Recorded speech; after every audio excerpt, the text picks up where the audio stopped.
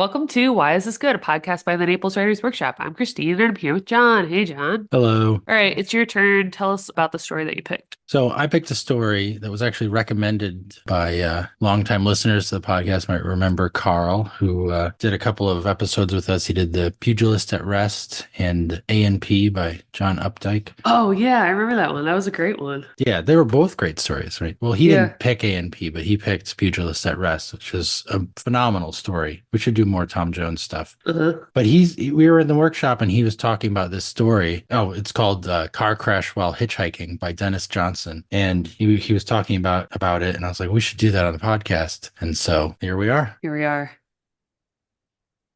A salesman who shared his liquor and steered while sleeping, a Cherokee filled with bourbon, a VW no more than a bubble of hashish fumes captained by a college student, and a family from Marshalltown who head-oned and killed forever a man driving west out of Bethany, Missouri. I rose up sopping wet from sleeping under the pouring rain and something less than conscious, thanks to the first three of the people I've already named, the salesman and the Indian and the student, all of whom had given me drugs. At the head of the entrance ramp, I waited without hope of a ride. What was the point, even, of rolling up my sleeping bag when I was too wet to be let into anybody's car? I draped it around me like a cape. The downpour raked the asphalt and gurgled in the ruts. My thoughts zoomed pitifully. The traveling salesman had fed me pills that made the linings of my veins feel scraped out. My jaw ached. I knew every raindrop by its name. I sensed everything before it happened. I knew a certain Oldsmobile would stop for me even before it slowed, and by the sweet voices of the family inside it, I knew we'd have an accident in the storm. I didn't care. They said they'd take me all the way. The man and the wife put the little girl up front with them and left the baby in back with me and my dripping bedroll. I'm not taking you anywhere very fast, the man said. I've got my wife and babies here, that's why. You're the ones, I thought, and I piled my sleeping bag against the left-hand door and slept across it, not caring whether I lived or died. The baby slept free on the seat beside me. He was about 9 months old. All right, so had you heard of this before they suggested it at the workshop? So, okay, this is funny. I had this book. I had Jesus' Son book since like the early 90s. It was on my shelf, and I don't remember if I read it. I know I didn't read Okay. the whole thing. I might have Okay. opened it and started on this story as the first story. So I might have started reading this story a long Okay. time ago. But I never went back to it. It was always like this, I should read this. I need to read this, but I never. And then one day the book was just on a shelf and my cat peed on the bookshelf and peed all Oh. over this book. And so I tried to save the book, but it's a book covered in cat pee. It's not salvageable. And I had it for years. I had like trying to let it dry out, trying to like, Oh, put God. stuff on it, trying to just like, and finally it was like this, it's unsalvageable. And so I had to get rid of Sick. it. So, and I never read it, never replaced it. But now I've read it. I'm like, I need to replace that book. I need to go get it again. So I want to read the whole thing. Yeah. So that's the story. I had the story in my house for decades, but I don't remember actually reading it. So, Okay. Well, this was the first time for me, and I don't know that I've read anything else by Denis Johnson, but I love this one. oh yeah, yeah. That's why I'm like, I need to get this book back. I want to read it. Yeah, I just thought it was so great. He seems to me like the kind of writer that I feel like we'll occasionally encounter in a workshop who you can tell has raw talent. Yeah. And I'm not saying that this is unpolished. It's just he probably has always had this voice and this inclination to tell stories in this winding way and these like kind of strong voices that you probably can't teach. And even if you could, it wouldn't be yours, you know? This feels like authentically. I don't need to know Dennis Johnson to feel like this feels like authentic, you know? I don't think he's like embodying a character so much. Yeah, and he's got that eye. Like we talked about the writer's eye in some episode 100 years ago, where like you see things in different ways and you're able to express them in Yeah. language and like really like this line, the blood ran off him in strings. It's so visual, it's so evocative, but like it takes a writer with a real keen eye to like come up with those lines, Right. all the great ones have those lines. Yeah, and you're right. We've talked about how a lot of it comes down to being really familiar with maybe how blood runs off a body or whatever, but also, like you said, just being able to capture it in the kind of language that makes it really vivid. And you haven't heard it described that way, but you know exactly what they mean. Yeah. So we've talked about that, and that's throughout, right? There's tons of examples of that. Oh yeah. Yeah. That was just I opened it to a page and that's a random example. Right. And it feels like at once unfamiliar and familiar, right? You're like, wait, what is he just? Oh my God, yes, that's right. But I think what the other thing at play here, maybe that, because I think I remember talking in that episode about how it's really hard to maybe train yourself to figure that out. You have to like really spend a lot of time thinking about what you're writing and not just going for the first thing you go for. But for certain people like Denis Johnson, it probably comes very naturally. Yeah. Practice helps. Practice helps. But when I think you're reading this kind of stuff, the other thing that you can kind of pick up from it is that his sentence construction just kind of lends itself to these ways of describing things. He doesn't Oh just, yeah. yeah, the construction is what also kind of throws you for a loop. It's like a lot of those like inverted clauses, I feel like. Like there's this line that I underlined it because you already read it, but it was so early on that I could tell that this is what he was going to start doing through all of it. It says, "What was the point even of rolling up my sleeping bag when I was too wet to be let into anybody's car?" But right before that, he says, "At the head of the entrance ramp, I waited without hope of a ride." Maybe in other sentences and other stories, then that next sentence would say, "I didn't bother to roll up my sleeping bag." Do you know what I mean? Yeah. And instead, just like the construction is just like flipped in a better way. What was the point even? Because you don't know where it's going when he starts that. He could be going anywhere. Instead of saying, Yeah. "I didn't roll up my sleeping bag," there was no point. This was like those certain kind of clauses that kind of have free mobility within a sentence. You know, you can put them anywhere. They Yeah. kind of modify the verb, but they're free to like, this is where they're like participles. Like they're a dangling participle is one that doesn't connect appropriately, but you can move participles around in different parts of the sentence. And like at the head of the entrance ramp is one of those, right? You could Right. write, I waited at the head of an entrance ramp without hope, Right. etc. He says, "I waited without hope." Yeah. Yeah. And it sounds like really simple. And I don't even know that it's occurring to him when he does it. I think this is what I mean when I say that I think he has a natural talent. I don't think he has to think about what he's doing with these clauses and where he puts them when. But I think that is one thing where if you're trying to learn this style of voice, you can play with. Well, one way to think about it, like if you do want to play with it, is where do you want your sentence to start? Like he's starting it with like basically starting with setting, right? At the Right. head of an entrance ramp. And where do you want it to end? You want to end with I'm waiting for a ride without hope of a ride, right? So you know those are your brackets. You can like kind Yeah. of jangle the sentence around to get the right motion between the two. I always think of sentences like you never try to think of a sentence as in isolation. Like you can work and rework a sentence to come up with it perfectly formed, but forget that it should attach to the one that came before and it needs to Right. lead to the one that comes after. So like Yeah. where you put those elements of the sentence need to take into consideration what's before and after it. And so this kind of like ability to just toss everything in the air and let it fall where it needs to fall is, you know, that's something that definitely as writers we should hone and work on. Right. I feel like maybe he does it again over here. Like I'm trying to look for other examples, but when he starts actually describing the car crash, it says, "I was thrown against the back of their seat so hard that it broke. I commenced bouncing back and forth." I underline that line. I Yeah. commenced bouncing back and forth. Like, Right. what a great. That's just a great line. And then the next one I feel like is it's not like this inverted clause, but it's a way to like subvert what it is you think we're talking about. You know, he says a liquid, which I knew right Yeah. away was blood, flew around the car and rained down on my head instead of like blood rained down on my head. That's almost like a sensory way to describe it. Like, It oh, there's is. something in the air. It's a liquid. And oh, I know it's blood. Yeah, so he's playing with these sentences. He's introducing this information, even like I commenced to bounce back and forth or whatever. Like all the ways that he's describing it, I think they are sensory, like you said, but I think he's choosing that because he's doing such a good job of reminding us over and over again that this guy is high on drugs. Yes. He's doing such a good job of explaining things where he's feeling them, anticipating them, and observing them, but he's also having an out of body experience. And even if you weren't high on drugs, being in a car crash would be like really, you'd be jilted by it, you know, like what's happening?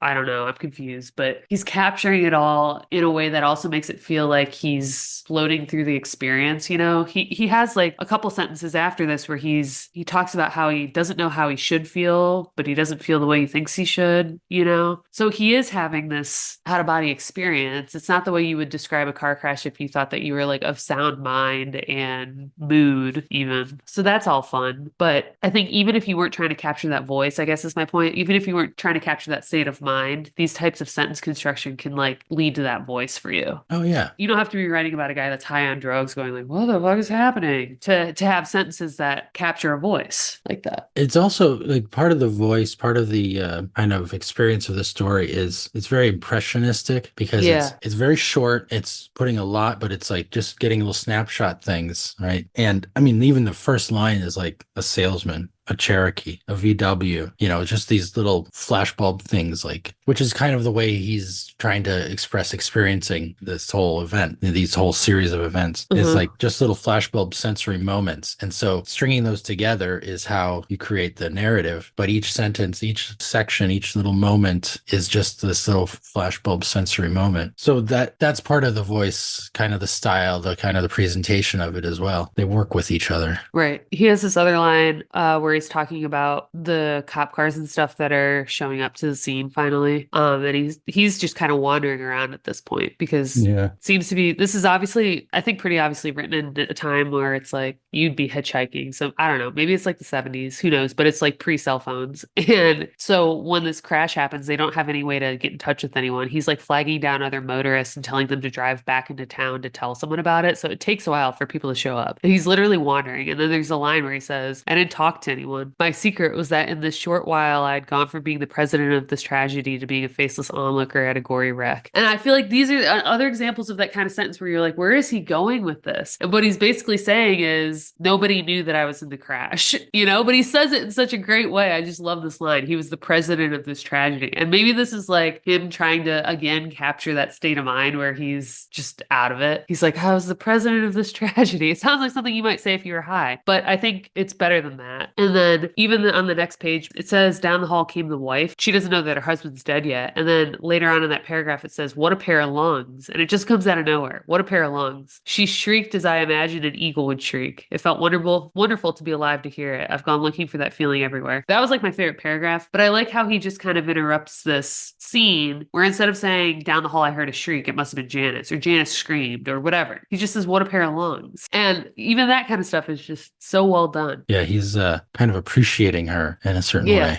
way. Yeah, and he's telling us what happened without telling us in a sort of like plot way. But the whole paragraph, he's kind of has that appreciation. Like, Oh down the yeah, yeah. hall came the wife. She was glorious, burning, right? Like, Yeah. she made an impression. Like, and the part of it is like they know that her husband has died, and she's about to find out. And Yeah, that's all clear. yeah, Yeah, I guess what I was going to say just is that he can have a sentence like that, like, what a pair of lungs, and then follow it by saying, like, she shrieked. But yeah. it's not so jarring that we don't know what's happened because he's telling us what's happening. It's just like do you know what I mean? When some language is sometimes so flowery and so over the top that you kind of lose sense of what is actually physically happening in a scene. See, in the workshop, I would probably, for this one, I wouldn't, obviously, This one I because think he's is a master perfectly of it. done, even in a workshop. Yeah, But in the workshop, somebody would do something similar to this, but it wouldn't work. And it wouldn't work. Yeah. I would tell them, I need to know what you're talking about before you say it. Because Before you say it, right. You can say it that way as long as you've kind of earned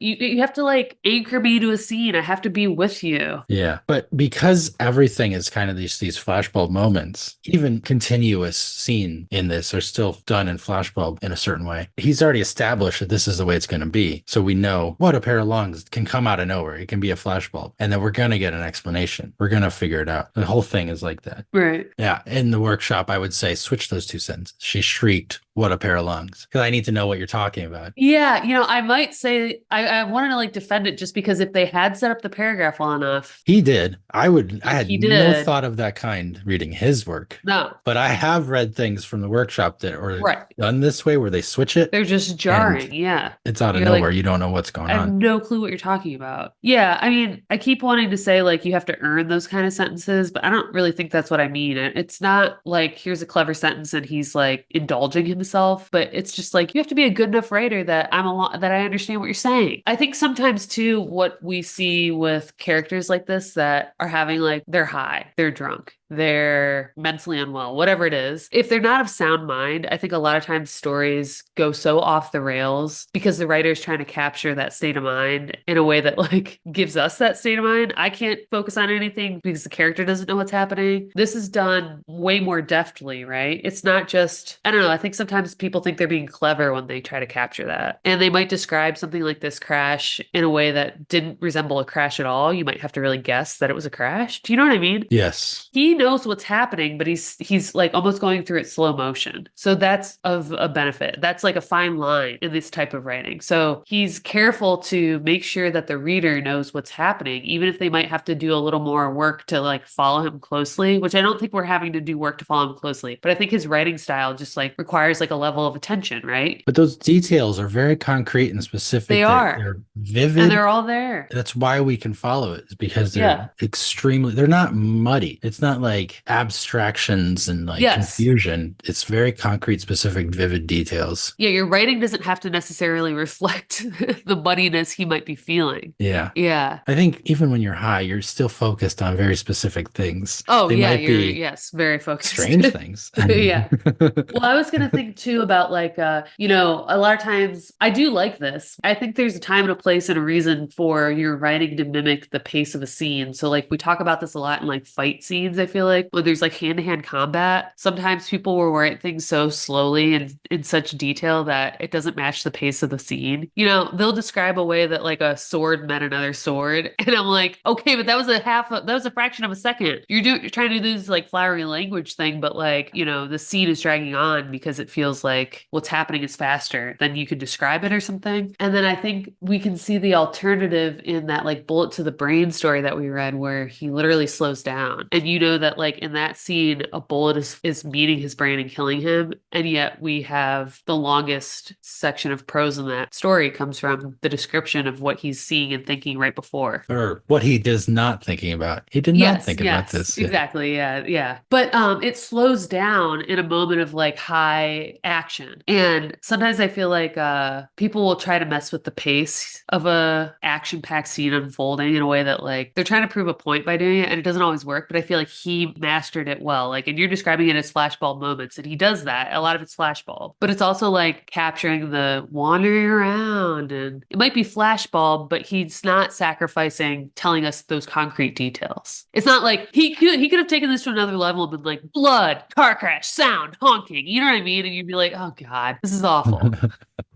Yeah, in a different context, that might work if some writer might be able to get that kind of thing to work. But no, I think what we said at the very beginning, it's saved by his eye, his writer's Yes. eye. And they're flashbulb moments, but they're connected. He Yeah, makes right. connections. Like they go one to the next. Yeah, they're not non sequiturs. Yeah. And even overall, the car crash is connected with the ending. The ending of the story has that it's like out of nowhere.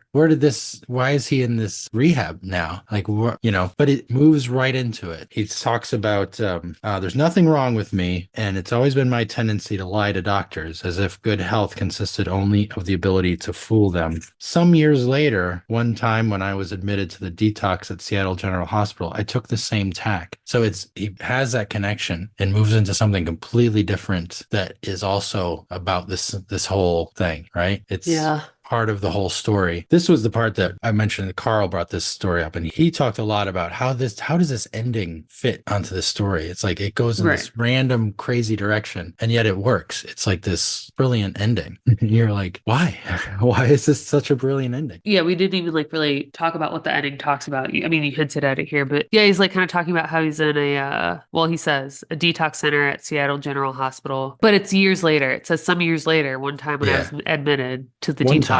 One time. Yeah, he said I took the same tact. So he's relating it to the fact that on scene at the crash, someone asks him, "Are you okay? You should get an X-ray." Or in the hospital after the After the crash, right? And he's like, "No, I'm good." And they're like, "There could be something wrong though, and you need to catch it now." And he's like, "No, I'm good." And then there's like another line where he says, "Like I always thought that like the key to health was lying to the doctor," and I like underlined that because I was like, "Oh yeah, for sure." I was like, "Don't tell them what's wrong. They'll diagnose you with something." So then he goes on to say that he took the same tact later, and then like you said, it kind of like jumps ahead, and you're like trying to figure out how this fits in. And I think he does like pull it off with that last sentence where he's basically saying like, and I think this is where it's like kind of open for interpretation, but I think what he's trying to accomplish with this whole thing is like he knows he's not well for whatever variety of reasons, and you don't really need to know why. But he was like thrust into this car crash, and he was just kind of like, I have a literal infant in my arms, I love that when he's carrying that baby around. He's like, and what he's am I like supposed trying to to, do? do you want to take the baby to the Yeah, he truck tries to driver? give it to a He's truck like, nah, driver, and the you truck keep driver's it. like, yeah, you better hang on to it, is what he said. And like,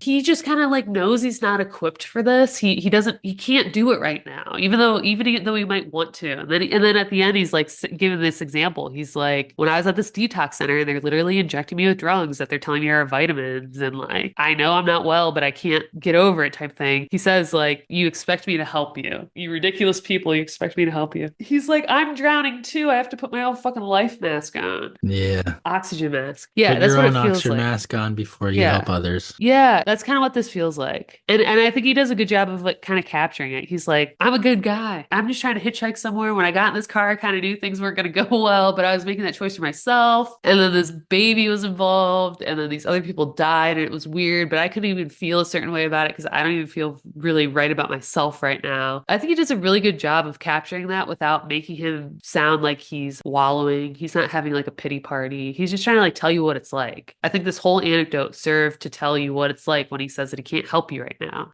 whatever that means. Help you could be like, I called you up and I wanted to hang out today, and this guy said no. I like the last line. Obviously, it's the last line for a reason. I was thinking about this. It says, and you ridiculous people, you expect me to help you. And I was like, what if that were a question mark at the end? He obviously chose for it to be a Oh, period, but like those little decisions, you could make that a question mark. You don't change a single word, you just make it a question mark. And how much gets changed by that? It's like an accusation more. But here as a period, it's something else. yeah, I'm trying to think. And you ridiculous people, you expect me to help you? I guess the period is kind of like he's already reached the conclusion, and the question mark would be like he had just been put in this scenario and he's trying to tell you in real time why I can't. But the Yeah. period's more like, this is the story of my life. I'm telling you I can't. I've reached this conclusion. I'm confident in it. I cannot help you. You expect me to help you and I can't. Versus like the incredulousness of Yes. being in the moment put on the spot. Yeah. It's more of a confrontation. Yeah, he would kind of be like, really? Let me explain to you this car crash this one time. Yeah. Yeah, he's not like upset about it. He's just trying to tell you what it's like to be him right now. Well, I guess my takeaway is what I kicked off with, which is just like the sentence construction. And I remember learning this in a workshop I was in after college. And it was like one of the few tangible things I feel like I've ever been taught in a workshop. A lot of Oh times it's yeah. just Yeah. like, share your work. We'll tell you why it sucks, but we don't really have anything else to tell you about it. And this was like one of the exercises that we got was like to play around with clauses and things like that. I don't know that any of us achieved anything close to this, but it's just a really good reminder because every once in a while, I think we'll all write a sentence and it kind of comes out of the blue and we didn't think too hard about it, but it naturally reads like one of these ones that you would underline, right? One of these clever sentences that you're proud of, but it just occurred to you. And the point being that you can force yourself to do it. You can practice it. And if you do Yeah. practice it, it like becomes part of your, language overall, and it can become part of your voice and part of other characters' voices. And if you are trying like really hard to achieve something in particular, then these kind of sentences can like help Yeah. whatever that is. Or I remember when we had to do it in the workshop, it was like basically shoehorning it in. And that's what I did. I like wrote my story however I wanted to. And then I went back and I was like, oh, that's right. And just like rewrote a paragraph that way. And it really makes you sound like you know what you're doing. So I think you can like kind of go back. You don't have to like make it this arduous process where you're like checking stuff off as you write. I think you can write and then in your edit process, go back and say,